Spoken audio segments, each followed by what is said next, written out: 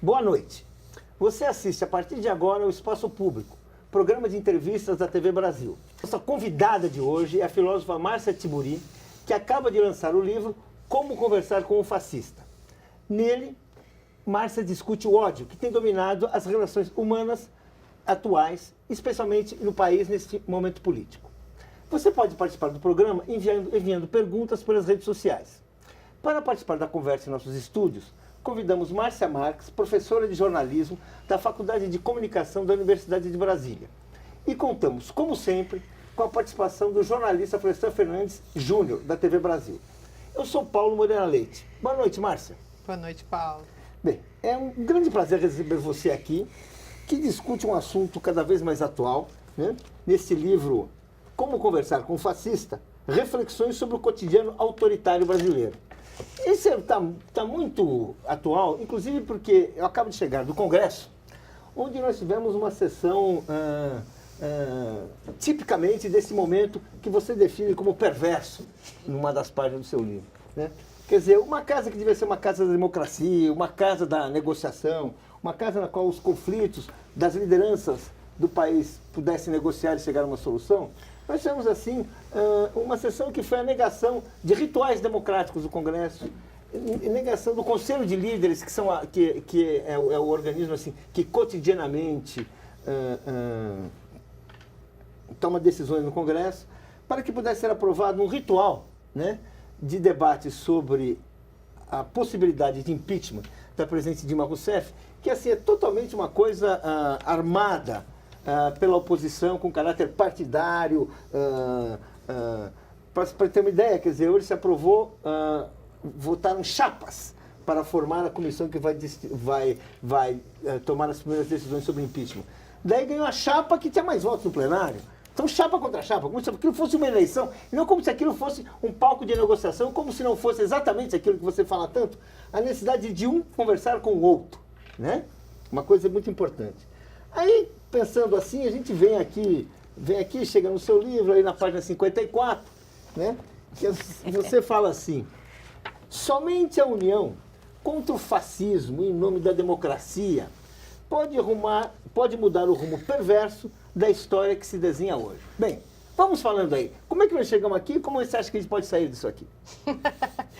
Ó, em primeiro lugar, acho que a gente tem que manter, pelo menos, a nossa capacidade de pensar em ação, porque eu acho que a logística do golpe está sendo construída há bastante tempo e com uma estrutura muito interessante, que é tentar deixar as pessoas todas doidas. Ninguém consegue entender direito o que está acontecendo.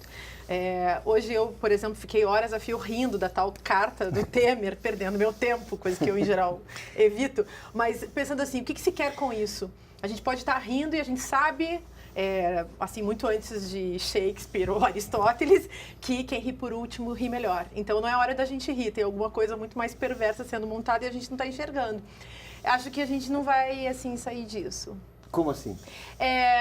Eu tenho medo, eu acho que o Brasil corre um risco bem sério, não apenas no nível do futuro, do que pode acontecer daqui a pouco, um golpe de fato, nesse sentido de um golpe político, da gente perder, enfim, a eleição que a gente conquistou, enfim, o que os cidadãos conquistaram, né? Porque aqui eu não estou falando nem de partido político, é uma conquista democrática, a eleição de, enfim, um candidato legitimamente. Mas tem uma coisa que a gente já perdeu. A gente já perdeu no tempo presente, a gente já perdeu a noção de democracia. Nós não temos isso. Eu acho que no Brasil hoje não se trata nem de tentar manter a democracia, a gente vai ter que reconquistar a democracia. Bem, antes de prosseguir a entrevista, que eu acho que colocou bem essa questão, vamos poder voltar. Antes de prosseguir a entrevista, vamos conhecer um pouco mais sobre a filósofa Márcia Tiburi.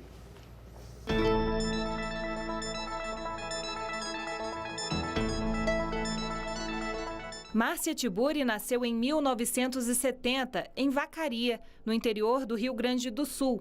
Formou-se em filosofia pela Pontifícia Universidade Católica e mais tarde fez um doutorado pela Universidade Federal do Rio Grande do Sul. Mãe de uma filha adolescente, Márcia Tiburi é personagem frequente em programas de televisão e durante 5 anos participou regularmente do Saia Justa, exibido pelo canal de assinaturas GNT. Hoje, professora do curso de pós-graduação da Universidade Presbiteriana Mackenzie, em São Paulo, que já abrigou um dos grandes centros do conservadorismo político brasileiro durante o regime militar. Aos 45 anos, ela já publicou 25 livros. São obras teóricas de próprio punho, coletâneas de outros autores, 5 romances e outras publicações.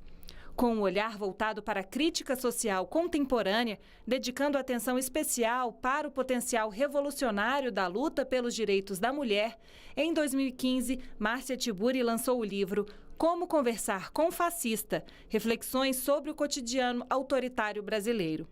Ao longo dos 67 textos que compõem a obra, ela aponta para o crescimento de atitudes autoritárias em nossa vida pública.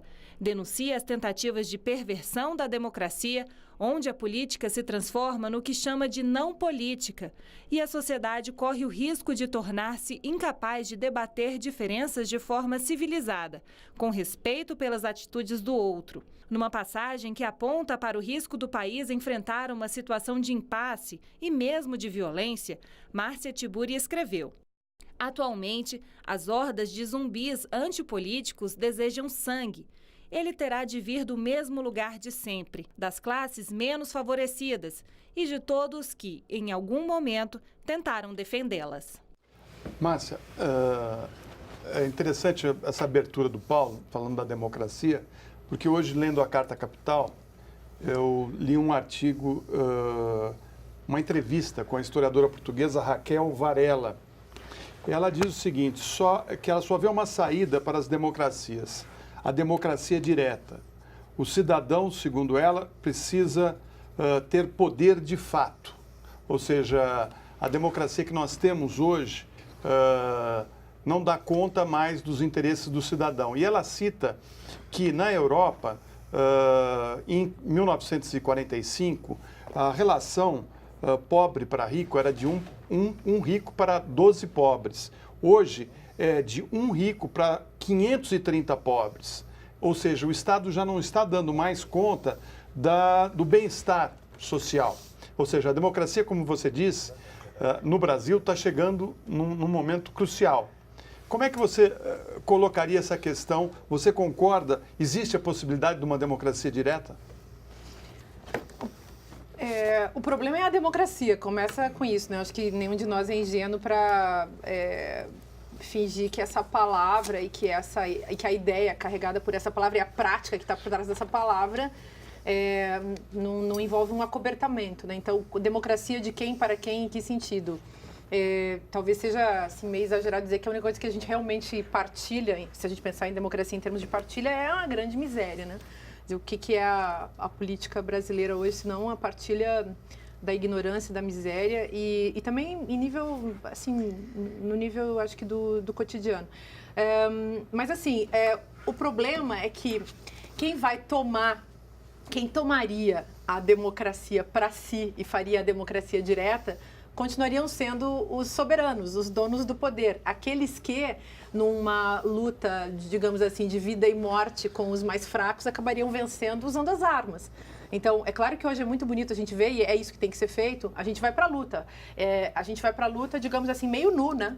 O estudante vai para a luta desarmado, a feminista vai para a rua desarmada, todo mundo vai desarmado. Os poucos deputados que estão no Congresso lutando ainda por democracia no Brasil estão desarmados e existe um sujeito que tomou para si o lugar do cidadão, que é o lugar do coronel, que é o lugar, enfim, do sujeito que tem o poder quase do gládio, né, soberano, e esse sujeito é que define o que pode acontecer. Então, eu acho bem difícil a gente falar em democracia assim tão direta, considerando também as condições da ignorância da população que facilmente é conduzida por um cabresto, hoje em dia por um discurso neofundamentalista, neopentecostal, enfim, pelo discurso do ódio também, que envolve a matança e toda essa propaganda da matança, da matabilidade aí dos jovens, dos negros, enfim, de todos aqueles que são indesejados. Os homossexuais. Os indesejáveis pelo sistema capitalista, que é o sistema da produção e do consumo, sendo que produção já é uma questão que a gente pode discutir um pouco, mas o consumo, isso é certo. Se você não é um consumidor, acho que isso Isso é uma questão que a gente tem que também ter em vista, né? Mas tentando ser um pouco otimista num mar de notícias ruins que nos tem cercado ultimamente, essa ação, por exemplo, dos jovens em São Paulo, elas rompem um pouco com isso, porque eles conseguiram se comunicar e fazer um discurso que desmontou o discurso autoritário do governador de São Paulo, por exemplo.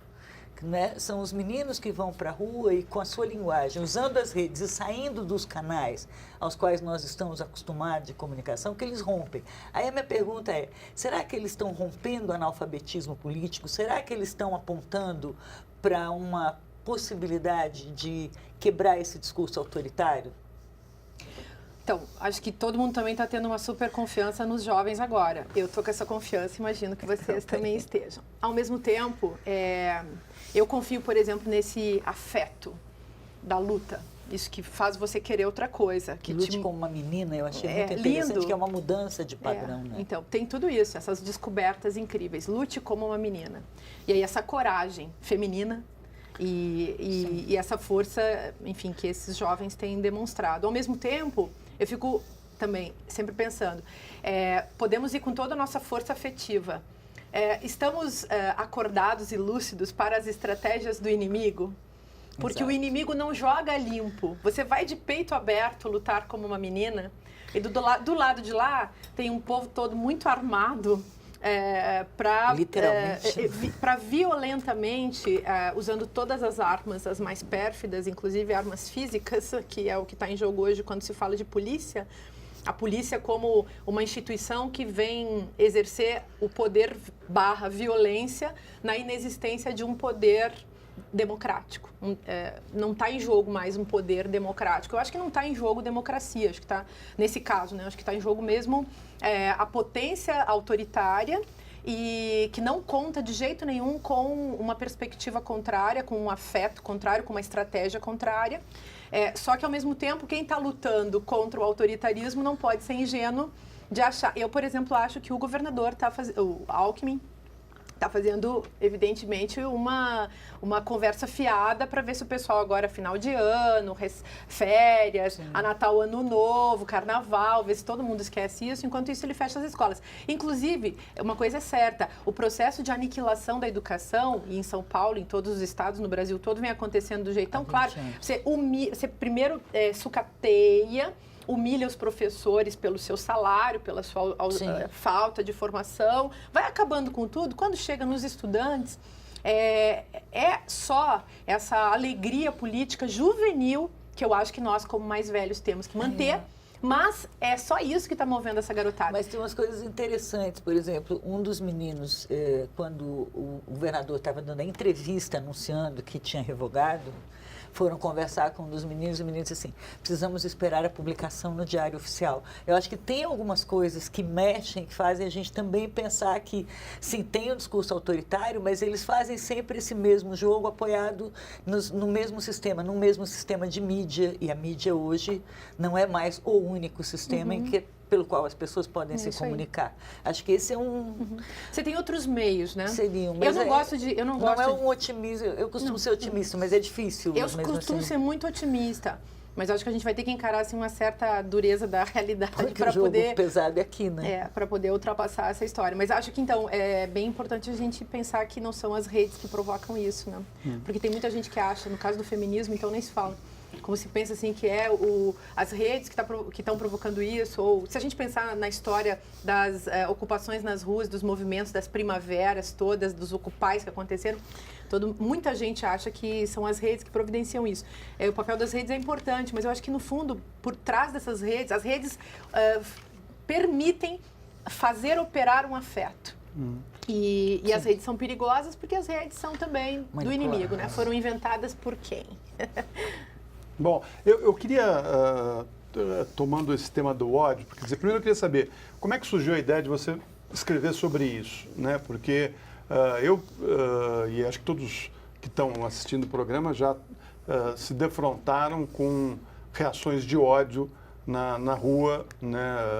De ouvir gente falar assim, vai para Cuba, você gosta de bicicleta, gosta de andar de bicicleta, vai para Cuba. Há uma visão autoritária, né, e ruim na sociedade, e dificultando as relações entre as pessoas, né? As pessoas não escutam a outra, né? Não aceitam a conversa. Então eu queria saber, como é que você teve essa ideia? Foi uma experiência pessoal sua? E por que você convidou o Jean Williams para escrever o seu prefácio?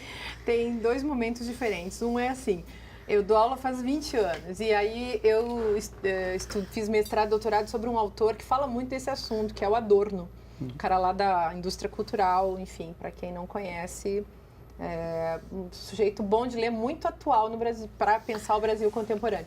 E um dos temas que sempre estão presentes, assim, sempre estiveram nas minhas pesquisas, foi essa conversa do o que é o ódio, né? Pensar a questão da política, você vai estudar um pouco de filosofia política, você já descobre a questão dos afetos na política. Então, muitos autores, mesmo aqui no Brasil, já vinham falando muito sobre isso há muitos anos. Então, isso não é nenhuma novidade. Mas, às vezes, a gente puxa mais esse assunto. E eu me apeguei ao ódio por perceber, de fato, que na cultura brasileira esse era um afeto que comparecia, de vez em quando, com muita força. E os meios de comunicação, eles fazem o favor de administrar esse ódio. Então, um desfavor, na verdade, para a cultura brasileira, porque eles administram esse ódio. Os meios de comunicação realmente conduzem os afetos populares.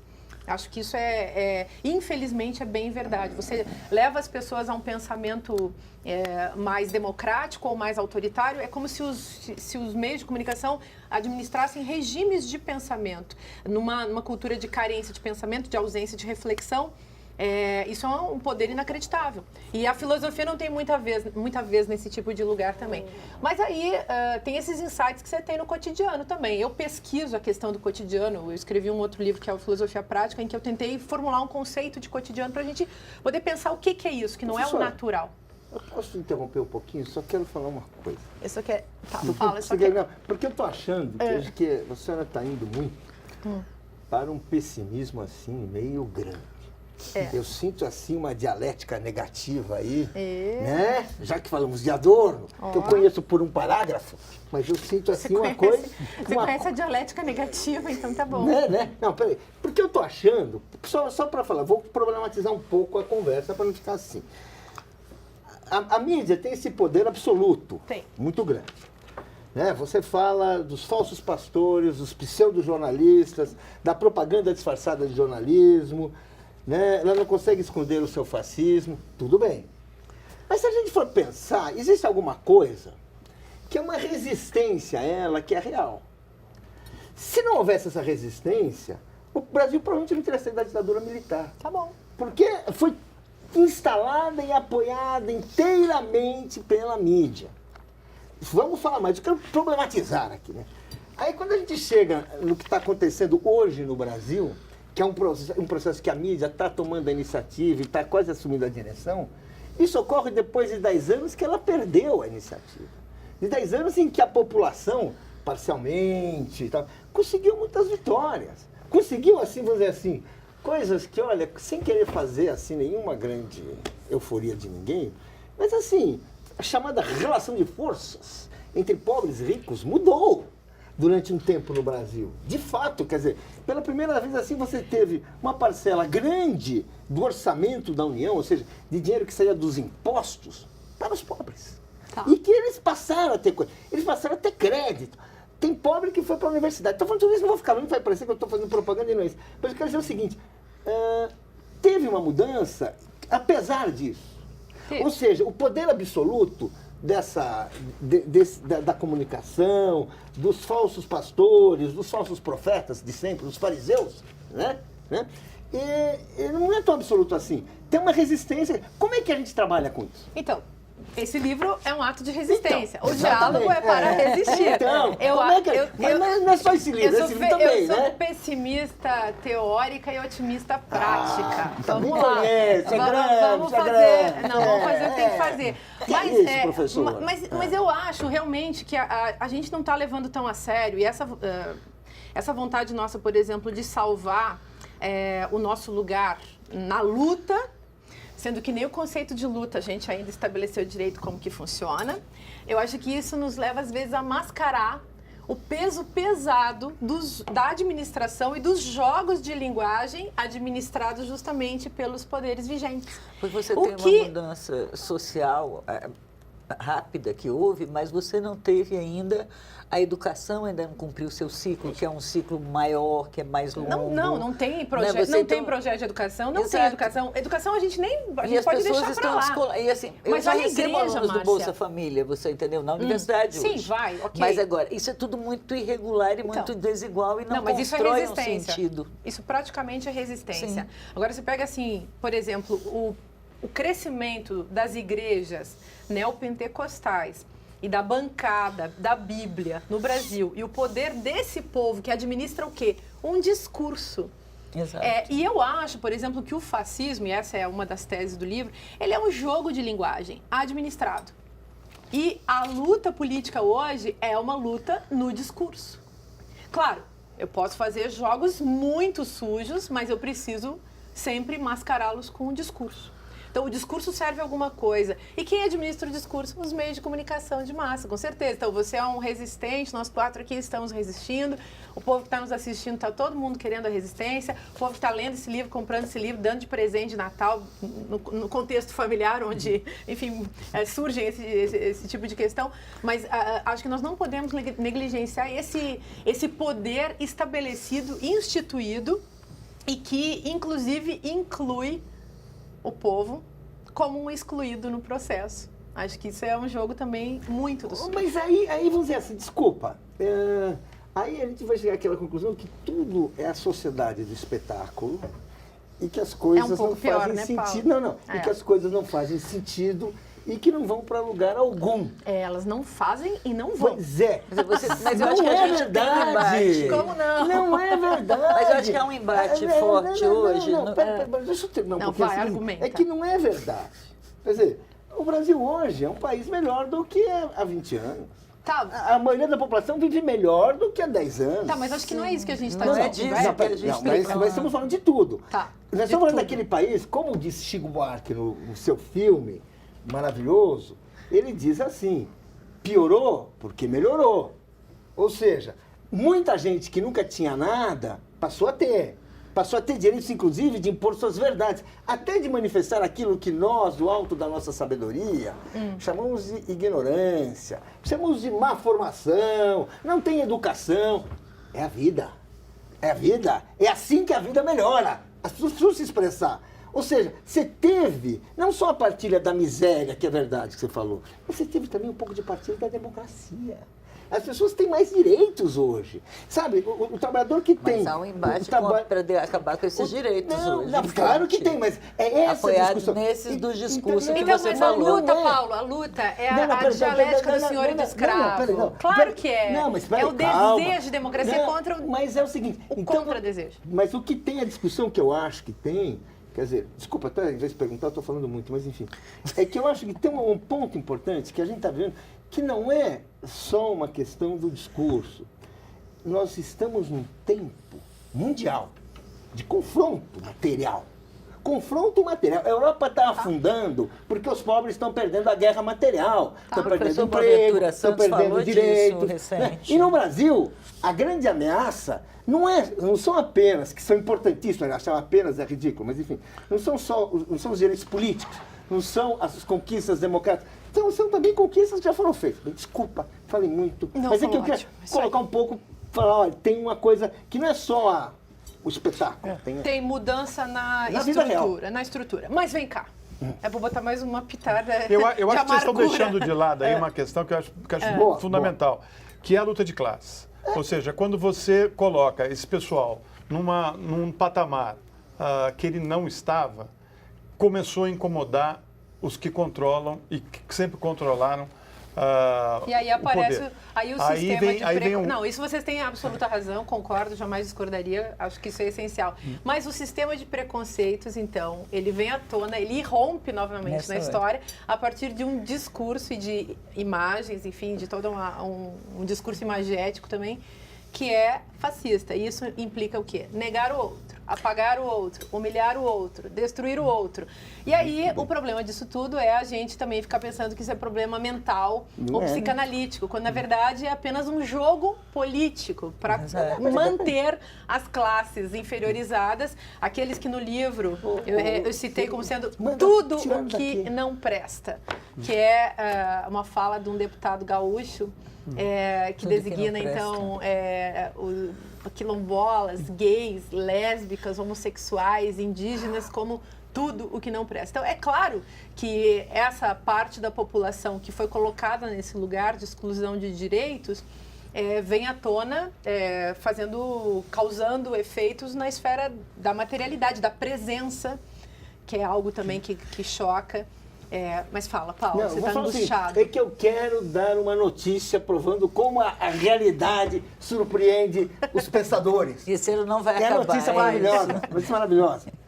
Né? O Supremo Tribunal Federal decidiu há poucos minutos suspender a instalação da comissão que vai analisar o processo de impeachment da presidente Dilma Rousseff. Muito bom. A decisão foi do ministro Edson Fachin, que determinou que os trabalhos sejam interrompidos até que o plenário do STF analise o caso. A decisão é resultado de uma ação judicial do Partido Comunista do Brasil, que questionou a forma como foi feita a formação da comissão hoje no Congresso. Autoritariamente. Aquilo que todo mundo viu, né? Então a realidade, ela se move. Então Ainda você não está vivemos feliz naquele com a realidade. A gente não vive naquele mundo fechado e controlado, né? Ainda há resistência. Né? Isso que é importante. Eu queria só ressaltar, se só eu para puder- dar essa notícia, que é boa para o espectador inteiro saber. O que está acontecendo, né? Essa questão da comunicação, que a gente está vivendo um momento de transição muito forte de um modelo de comunicação que, na verdade, é um modelo de comunicação que foi capturado pelo capital, né? Que é esse modelo da comunicação de massas, em que poucos detêm, porque eles detêm os equipamentos, que são caros, detêm o modo de produção, etc, etc. E hoje você está num outro momento em que isso não é mais o caminho. Então, por exemplo, foi muito interessante, eu participei de uma banca de trabalho de conclusão de curso, até orientada pelo professor Vladimir Gramacho, em que a aluna analisou o estudo de mídia que foi produzido para o governo, E o que ela fez? Ela fez um exercício, conclusão de curso, ela fez um recorte em como os jovens leem a mídia. E aí o que acontece? Majoritário ainda é televisão. Só que você percebe que é descendente. Quanto mais jovem, menos vê televisão. Então você não está formando público futuro. Os jornais não têm público futuro entre os jovens, os jornais estão em terceiro, quarto lugar. Vem rádio na frente, tudo muito lá embaixo. E quando você pergunta onde as pessoas buscam informação, é assim, é uma coluna imensa, é via Facebook, e depois muito pequenininho é o G1, e depois os outros. Entre os Mas 10 eu vou que mais botar minha assistem. azeitona nesse pastel aí, que é o seguinte, a mídia, como ela disse, ela tem sim um poder destruidor e de manipulação. Sim, Por quê? Porque no Facebook está a notícia que foi veiculada nesses veículos, ou estou errado? Não só nesses Então, veículos. A questão vamos fazer é, o seguinte, falta investigar ainda isso. Vamos partir para um rápido intervalo e voltamos instantes com a filósofa Márcia Tiburi. Não saia daí. O problema é que...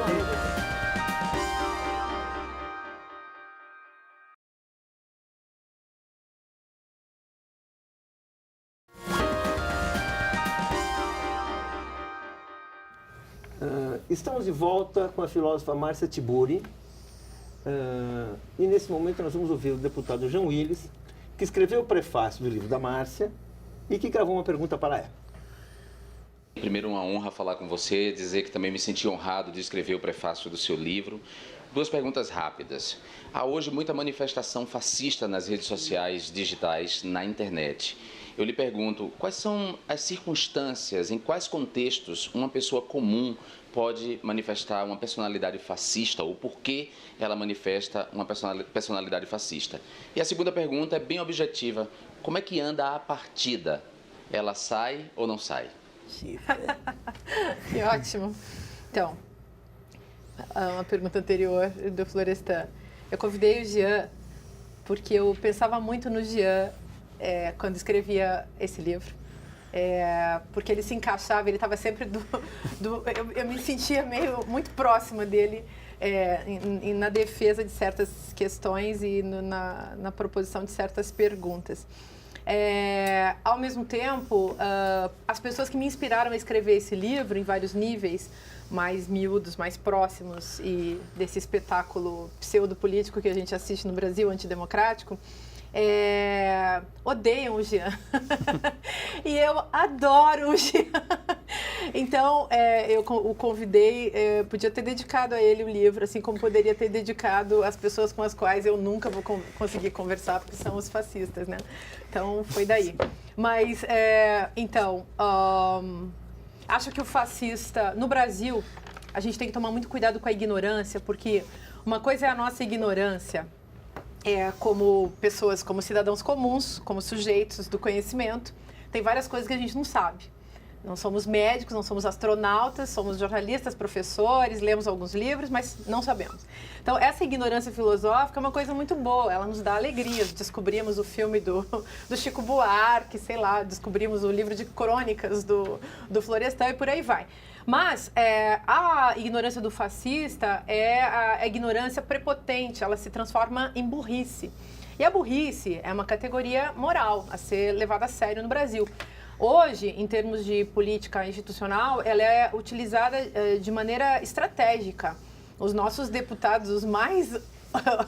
assim, os que sofrem de uma lacuna mais provocativa em termos de cognitivos... Mas você acha que é burrice, que é ignorância? Ou é uma Acho coisa... que é uma manipulação da manipulação. burrice. Eu manipulo. Em vez de me fingir de louco, eu me finjo de burro. E uso, inverto, faço todo um processo linguístico também de inversão de sentido. Jean, por exemplo, é vítima de homofobia e, de repente, certos deputados chegam e dizem que são vítimas de heterofobia. Quer dizer, inverter o sentido da própria condição de vítima. O livro fala desse tipo de coisa, né? Então, eu acho que as pessoas também funcionam por imitação. Quando a gente fala de afeto, a gente não está falando de emoção nem de sentimento. A gente está falando daquilo que nos move e nos provoca. Então, de fato, eu vou para a rede e digo assim, mais amor, por favor, vem um monte de gente junto. Assim, vão conversar, ou lanço lá uma poesia, lanço uma conversa boa, gostosa. Vem um monte de gente que é comovido, afetado por aquilo e vai numa outra onda. Você chega lá e diz assim, fulano de tal é retardado, é burro, é um idiota. Começa a xingar. Eu posso causar... na posição que eu tenho como, sei lá, jornalista, como professor, como intelectual ou como celebridade de rede social, eu posso realmente causar uma comoção profunda nas pessoas que funcionam, a linguagem funciona por imitação. O próprio pensamento funciona por imitação. Então, para a gente conseguir entrar num diálogo e negar o argumento do outro na concretude desse argumento, isso é muito sofisticado, é mais complicado. E as pessoas inteligentes são aquelas que fazem esse esforço. O burro é aquele que cancelou. Então, o burro, ele está ao nível do paranoico. Ele tem um sistema de pensamento pronto, meia dúzia de clichês, a partir dos quais ele desenvolve o seu texto. E esse texto tem, na sociedade do espetáculo, tem um valor de capital. Então, eu dou uma gritada lá, xingo alguém, me posiciono, sei lá, contra isso ou contra aquilo, e eu ganho adeptos. Tem um negócio que eu chamei num outro livro, que é um livro que chama Olho de Vidro, sobre televisão, que eu chamei de desejo de audiência. A internet mexe com isso. E a gente fala em sociedade do espetáculo, mas hoje em dia tem um nível mais profundo de análise disso, que é a sociedade excitada. O Guy Debord falava nisso, hoje em dia tem um autor aí alemão, que foi meu professor, por acaso, que é o Christoph Turk, que fala em sociedade excitada. As nossas sensações, no nível dos afetos, estão sendo administradas também pelo capitalismo, pelo cinema, pela mídia, pela religião. Então, a gente é o tempo inteiro comovido para isso ou para aquilo. Acho que isso é uma questão das mais sérias. E a partida está ficando perigosa, que a partida é o meu movimento que funciona como partido. E o movimento do qual faz parte está sendo construído por muita gente. Assim, acho que o que eu tive de contribuição nesse processo foi que eu dei uma ideia e causei uma provocação, que é o que eu acho que os filósofos assim podem fazer na nossa cultura. E muita gente resolveu inventar esse negócio. Então, hoje é um movimento que corre o sério risco de virar muitas outras Partido de coisas, verdade. de virar, inclusive de virar um partido feminista, porque a gente precisa do feminismo. O feminismo tem muita coisa para ensinar a política, para ensinar a sociedade. O feminismo é a grande desconstrução Fala uma coisa, por exemplo. epistemológica. Uma coisa, fala assim, uma coisa que o feminismo tem para ensinar na sociedade. Uma coisa- Não que eu duvide, mas enfim. Ah, então, você eu tenho certeza que não duvida. O feminismo, por exemplo, tem que ensinar os homens a lavar louça. Ah! Tô brincando, tô Não, brincando, não. só pra ser meiga. Mas podemos começar por aí. A gente pode, por exemplo, começar a mexer com a questão da desigualdade doméstica. Feminismo é sinônimo de igualdade, É, né? igualdade em todas as esferas. E a doméstica, que é o lugar onde, então, a estrutura não é transformada. É bem sério isso. Em que a conversa continua sendo, vamos ajudar a mamãe, né? Esse Vamos é um discurso ajudar que a não se mamãe, desconstrói tão facilmente. assim, as mulheres sempre acabam levando a pior, são sobrecarregadas em todos os sentidos.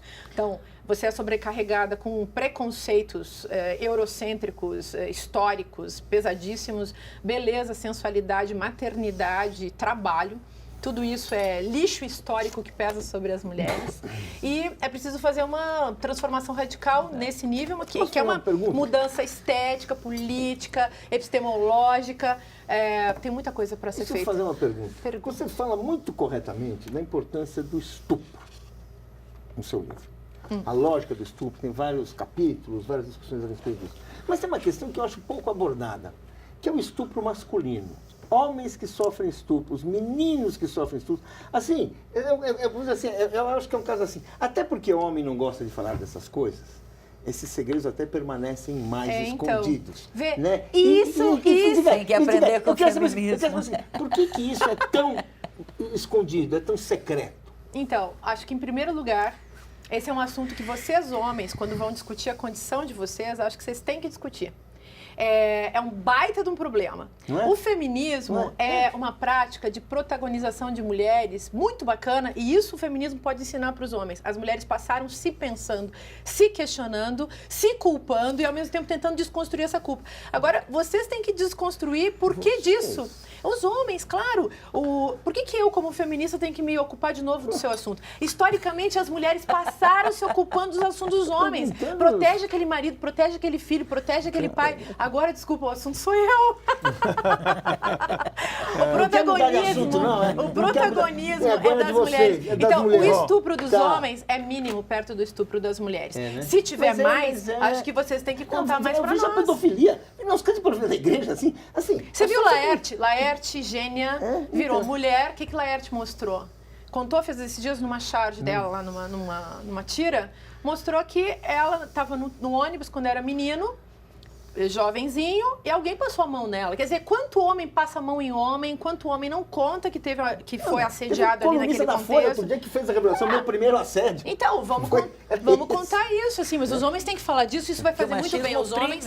Uma coisa que os homens têm que fazer é se tornarem mais femininos, mais mulheres. Isso eles podem também aprender com as feministas, a se tornarem mais mulheres. Isso vai fazer muito bem a vocês. Então, acho que o workshop... eu nasci numa família com 5 mulheres, que o Paulo frequentou até minha casa, mas enfim... faço todas as tarefas de casa, lavo, passo, enfim, talvez até melhor que muitas mulheres que estão aí e não reclamam. Você pode dar um workshop para os seus Mas colegas o que eu quero te perguntar é o seguinte, sexualidade, eu fiquei gênero. curioso de saber como é que a gente consegue falar com fascista. Então, a gente não consegue, mas a gente vai tentar, porque pelo menos a gente não vai se transformar em um fascista. Esse é o jogo. O título do livro é uma ironia, né? Ao mesmo tempo, é uma proposta de resistência. Porque é isso que eu acho que a gente cancela no processo. Eu sou xingada do lado de lá, eu posso tomar aquele xingamento como algo que me atinge, me afeta, me toca. Mas eu posso também não. Eu posso pensar, esse sujeito se expressa a partir daquilo que ele sente. O que ele sente pertence a ele. O que eu sinto pertence a mim. Eu sou uma primeira pessoa, na minha relação com ele é uma segunda pessoa, e a gente tem que fazer essa diferença entre primeira pessoa e segunda pessoa no jogo da linguagem. Mas eu realmente propus aqui, fiz uma listinha de como trabalhar o diálogo como resistência, está na página 46, depois recomendo para os leitores. E ali tem uma estratégia, você tem que passar por tempos, por sustentar o processo do diálogo. O diálogo é a abertura para o outro, isso que os nossos povos nativos do Brasil tinham e continuam tendo, e isso que Colombo, Pedro Álvares Cabral e os europeus e os donos da economia internacional e os coronéis do Brasil não têm, até hoje, abertura para o outro. São idiotas, no pior sentido. São fechados dentro deles mesmos. E então a gente pode tentar fazer isso com uma prática de resistência. Acho que é para a gente sobreviver subjetivamente. Boa. Eu queria perguntar, a Priscila Moreira pergunta pelo Facebook. Gostaria que a Márcia falasse sobre o perfil dos batedores de panela e dos manifestantes de direita, que na maioria tem nível superior, são brancos e ganham salários altos. Quer que eu fale mesmo? Que ela pede que você fale. Então, eu acho que é uma parcela da população bem pequena. Eu acho que, assim, são pessoas que, em princípio, para começar, não têm senso do ridículo. Porque é ridículo, sobretudo isso. Então, essas pessoas estão tão desligadas do mundo onde elas estão vivendo, não estão acompanhando os cenários diversos em termos políticos, econômicos, não estão vendo o que os movimentos sociais estão fazendo, não estão vendo o que está acontecendo com as inversões. Hoje, a periferia é centro dela mesma, né? Então, é muita falta de noção do país onde se vive. Eu recomendo sempre muito para os meus estudantes, nos lugares onde eu dou curso, aí meu lado professora me obriga a fazer isso aqui. Leia um livro chamado A Ralé Brasileira, do Gessé Souza. É um dos melhores livros para entender o Brasil e para você deixar de ser um extraterrestre, no mau sentido, assim, da pessoa que não sabe em que sociedade está vivendo. E, quer dizer, ali aparecem todas as, assim, um cenário, ele tenta desenhar lá com seus estudantes, uma apresentação das figuras do Brasil, né? Então, sei lá, a pessoa, por exemplo, que vai para a igreja neopentecostal, que a gente adora criticar, mas é bom saber por que essas pessoas vão nesses lugares. A pessoa que consome, a pessoa que trabalha como empregada doméstica, a pessoa, enfim, que está na condição da miserabilidade, que é esse sujeito que ele chama da ralé. Então, recomendo muito que as pessoas leiam esse livro. Não precisa nem ler com muita profundidade, dá uma lida, assim, pega o livro, é um livro grande, para deixar de fazer papelão. Então, acho que é disso que se trata. Fazer papelão é não entender o país que vive, é isso? É isso, e aí sair batendo panela, né, gente? É com muito ridículo. Aquelas panelas, assim, que você comprou no shopping, não sei qual, da marca não sei qual, que custou não sei quanto de dinheiro. Vergonha, né?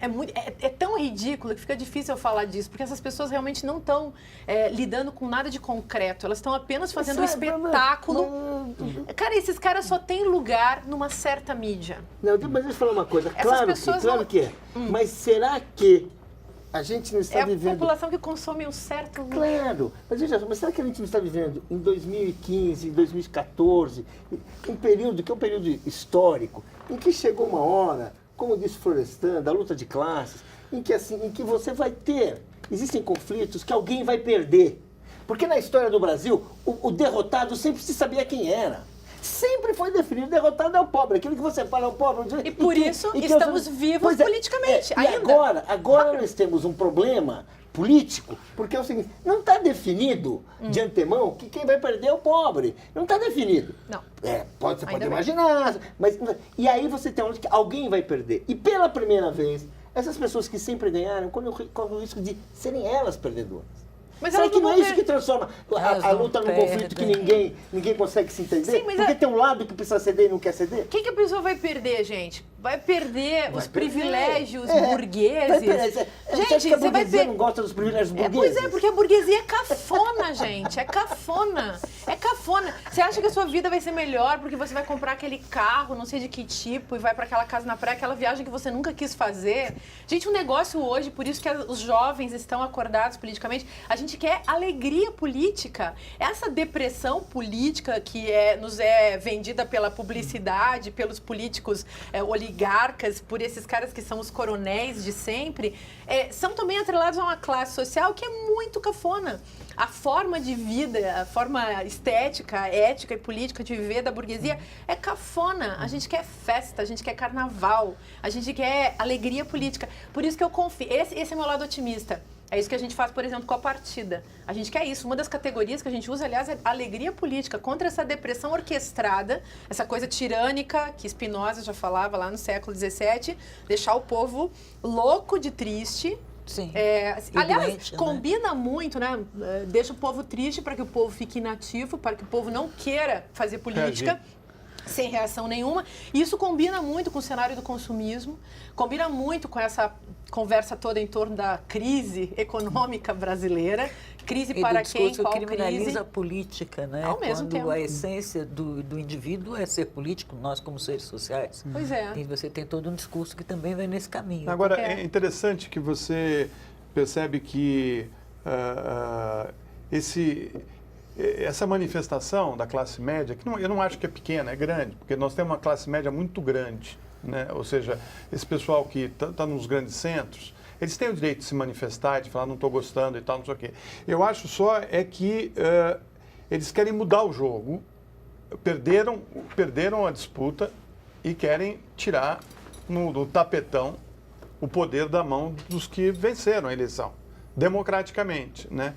Então, assim, o que me parece que eles estão tentando remontar uma situação que nós já vivemos em 84, quando as diretas foram negadas, a gente foi para a rua pedir direta já, e eles no Congresso derrotaram e dividiram o poder entre eles, e depois com Collor, e agora de novo. Tudo bem, mas então, a gente pode falar do absurdo do pedido de impeachment nessas condições em relação ao atual governo.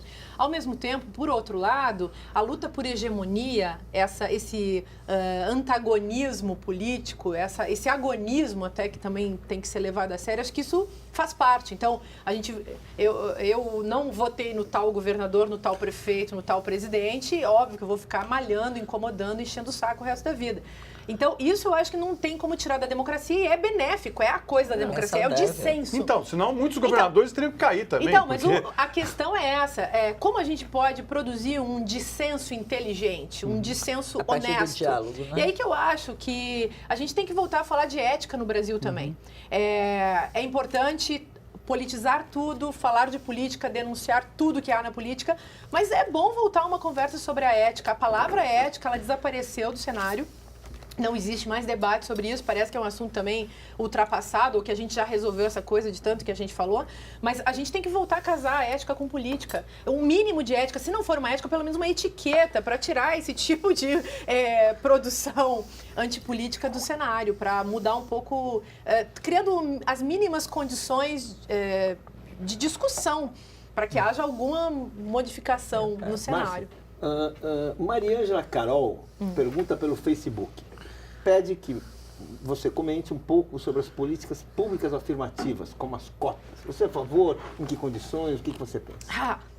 Gente, assim, óbvio, né, que a gente tem que ser a favor de todas as cotas nesse país. Eu sou a favor de todas as cotas todo o tempo. Seja porque as cotas corrigem, seja porque as cotas combatem o sistema de privilégios, seja porque as cotas produzem uma democracia mais imediata, seja porque as cotas dão chance. Eu sou das cotas. Todos os casos, qualquer caso? Sou a favor das cotas para mulheres, das cotas para negros, das cotas, enfim, para indígenas, para quilombolas, para todos os excluídos. Eu sou a favor das cotas. Ser a favor das cotas do jeito que eu sou praticamente a favor de uma, assim, meiga revolução. Eu sou muito a favor. Eu não vejo como seja possível a gente sustentar. Claro, as cotas têm que ser razoáveis, racionais, decentemente aplicadas. As pessoas que vão fazer uso das cotas têm que ser pessoas que entenderam o sentido das cotas. Então, no caso das cotas para negros, seja nos concursos públicos, seja na escola, é óbvio que você tem que ser uma pessoa negra, não basta você ter um avô negro ou uma mãe negra, você tem que ser uma pessoa que está marcada esteticamente pela questão negra, porque afinal de contas é essa pessoa que sofre os preconceitos no seu dia a dia. Tem mil coisas que eu acho que dá para discutir. Eu sou absolutamente a favor de cotas. Para mim é 50% de mulheres no governo brasileiro.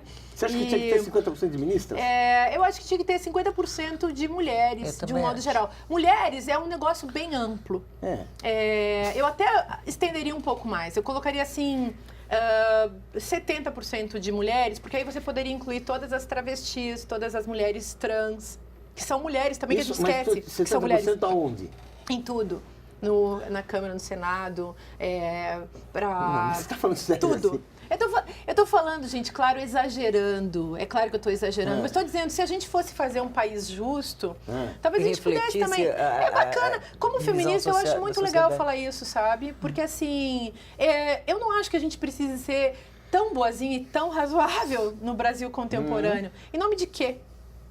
Em nome de qual poder? Eu acho que a gente deveria, sim, transformar o poder numa outra coisa, uma coisa que pudesse ser realmente utilizada pelas pessoas, e as pessoas do jeito que elas são.